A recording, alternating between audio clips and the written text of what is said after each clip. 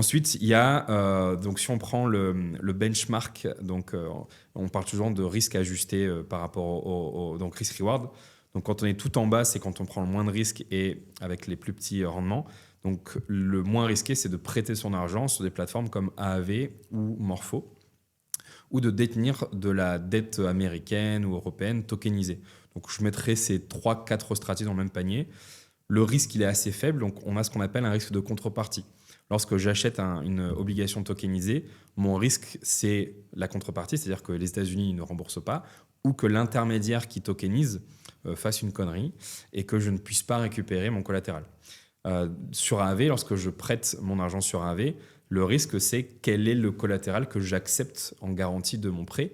Sur AAV, on est tranquille parce que c'est des collatéraux de qualité. C'est la DAO de AAV qui s'occupe de tout ça, donc on peut dormir sur nos oreilles. Ouais, c'est un peu une poule géante. Ouais.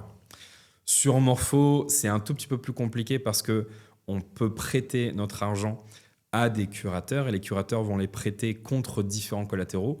Donc il faut faire attention à prêter à un curateur qui va prêter contre des collatéraux très quali et très liquides.